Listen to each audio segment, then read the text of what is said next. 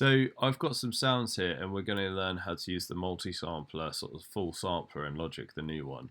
So basically what I've got here is this is supposed to be like a bit like kick, but it's not a kick drum, it's something else we could use. And it's a 3 velocity layer, so I've got like quiet, medium, loud, something a bit like a snare, and then I've got some things that are actually separate sounds, but I glued them together to give you the idea of like you might record, or just hit record on your recorder, and record lots of sounds, just leave silence in between. I'll show you how to like cut them out really easily, which is a really effective way of working, basically. So the first thing you need to do is create a new sampler instrument. To do that, let's click on here, right click and go software instrument.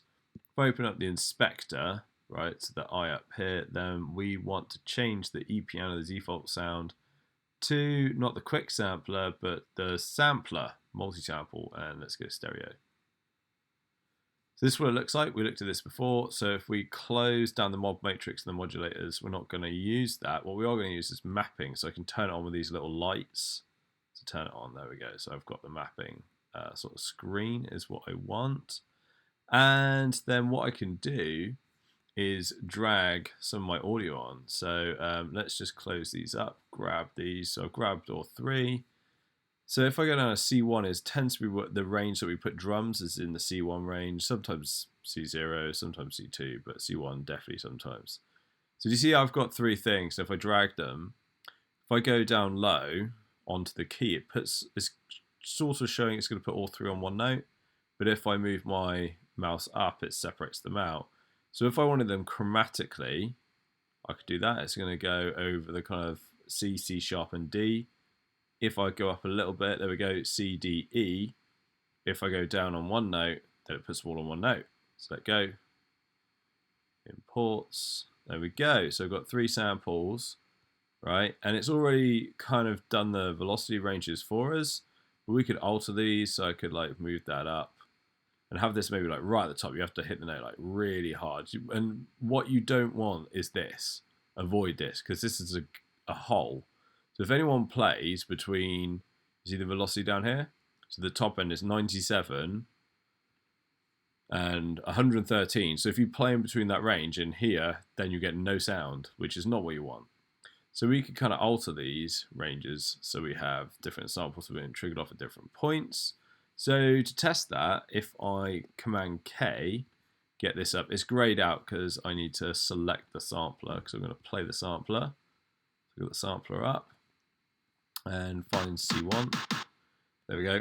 So to test it, when we go over 112, it should switch to that sample basically.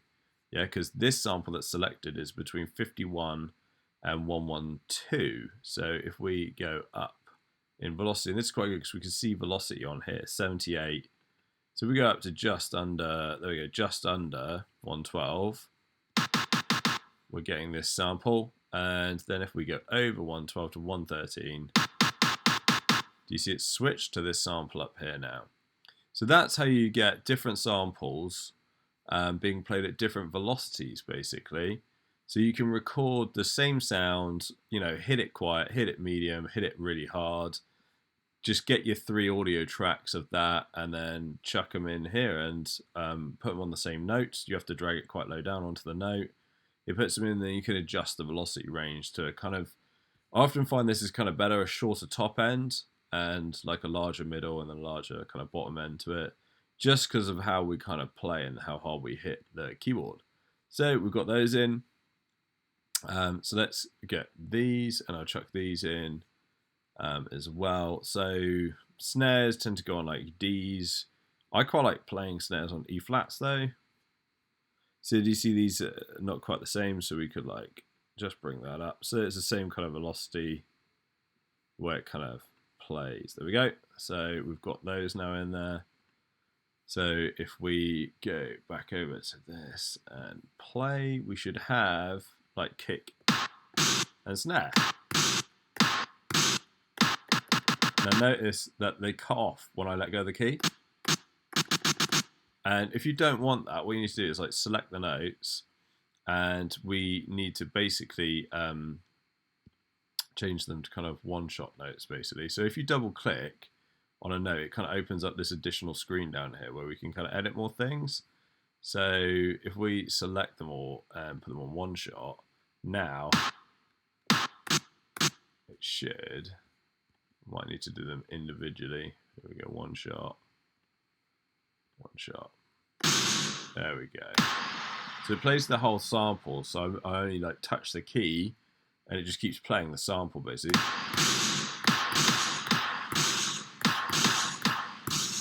Yeah, so that's kind of what we want there. So, you know, you could decide if you want one shot or not. So basically to get that, you need to double click on the notes to bring up this extra kind of editing area. Select the notes that you want and click like one shot on if you want it to do that. It looked like selecting them all at the same time and doing it doesn't do it, which is a shame. But there you go. So that's one shot, which is something you definitely want. You can try reversing stuff if you really want.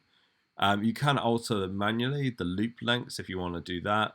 And you can turn a loop on. So if you really wanted to, we could take this sample up here and we could go on and loop here, no loop. Or if we grab this one, should be able to. If we one shot it, then we can kind of turn on, if we want it to loop forwards, which would be obvious, or reverse it or alternate and stuff like that. You can kind of do different things with it. So that's quite useful to know about if you want a sample to loop. And there's some clever stuff that you can eventually do with loops where you kind of start and end. So piano notes are done like this. If you want an infinite piano note, then you have like the original start and end of the sample, but you might not start the loop exactly at the beginning of the hit because you don't want that initial attack because that will tell you that notes repeated. You kind of find an end point that will sound quite good as a start point, and then you kind of start your loop from there, somewhere like in the sample basically, to start your loop. But you can experiment with that if you want. If you want to change the pitch of things, so like, is this the one we've got playing? It is, I think. So if I grab the note, then I can kind of tune it. Yeah, so you can kind of like tune that sort of differently. Can't do both at the same time here. You know. So I can kind of tune things differently. If you ever want to zero anything, just Alt or Option click it, and it goes back to 0. So that's that. Some stuff that you might want to know before this, because obviously these are all nicely cut, and you could figure out to do it like this, like, you know, like cutting it like that if you want. You can open it up, double click on it, and then you could work in here if you want. But here's a little trick, right? So I've got 3 samples here, and let's imagine I did this all in one recording. I just had a recorder going and was just doing different things. Try and leave space in between, a bit of silence. And then what you need to do is press Control X, brings up the remove silence function, and basically play with the threshold. So you can see I probably want this sound here. This is probably this is the same sound, and they're kind of going to get cut off as they're dying out. So if we decrease the threshold to about there, because we might want like a nice little fade off there, else it's going to go on forever, right?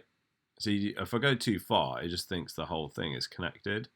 So we want that, and then I'll just get rid of these 2 little bits here maybe. So if we go on, if we click OK, it's going to cut this one sample that I've got up here, one audio region, into 3. Do you see how quick that was? Control X, adjust the threshold till it's going to cut them right, click OK, and there we go. We've got these 3 and these 2 bits of rubbish I don't really want. So I've now got that, and here. And they do cut off a little bit when you do this sort of thing. So what I might do is, in the inspector, I've selected all 3. If I go to the inspector window and you've got region here, so this is basically options that relate to these 3 things. If I go to more, then I can apply fade outs. So I'm showing you this basically because I do a lot of like soundscaping work.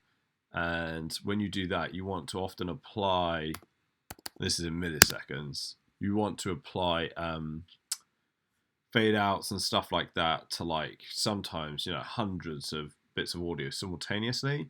So you can adjust the curve as well. So I can curve it. So I can kind of maybe do it something like that. Yeah. So you don't get like the kind of just blip off sort of thing now. And even with stuff like this, if we zoom in on it, I might just want the initial hit. So we could try and do with this one, I want to do something a little bit different. I'm going to try and just grab that and adjust the fade. Let's go for like 50 and see what it looks like. Yeah, I kind of just wanted like a little blip. That'd be cool, that'd be fun. Something like that. So what are these other ones? Yeah, we can add that. We could add that. So if we go back to here, open up the sampler, then I could stick in this one. Oh, this one's a bit small to grab. Let's just open it up. If I stick this in, I don't know, somewhere as an optional sort of hit thing, like here, and then on my keyboard, if I Command K, select that, I should have, yeah, so on that I might not want one shot. Yeah, so you can do fun things like that, and that allows you to cut and crop things really quickly. And you can see how I've got this combination of like, here I've got my quiet, middle, high velocities, and here I just have, you know, just one velocity basically of that sample. So I've just got it on once. And you can do stuff like panning. So like if I wanted to pan that sound all the way sort of over or something, then you probably can't tell, but that has gone completely over on the right. So option, click it back to 0. So you can change stuff like that. If you want to get really clever with this stuff, you can build multi-output. You need to select it when you choose the sampler, but multi-output, so you can send sounds to different outputs and stuff, which is quite clever to do that kind of thing. You know, you can adjust the velocity ranges, obviously. So yeah, that's kind of it basically. Try and build a drum kit like I've sort of shown from the sounds that you've got. Chuck them in. Use so if I just click on, for instance, this sound, Control X, use Control X to strip silence, and then you might need to just create a fade by like clicking on it, going to the inspector, going to region, opening up the more, and then you can really easily do fades to a lot of audio simultaneously, which is quite a good feature if you've got this open constantly.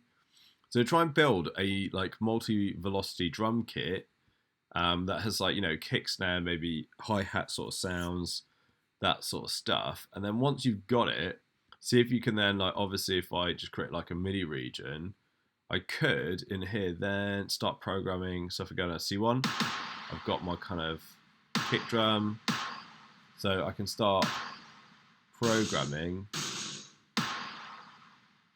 a drum beat. Yeah, where was that little thing? There it is.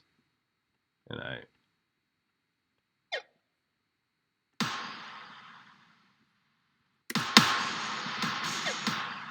yeah, so you can start actually like programming stuff in.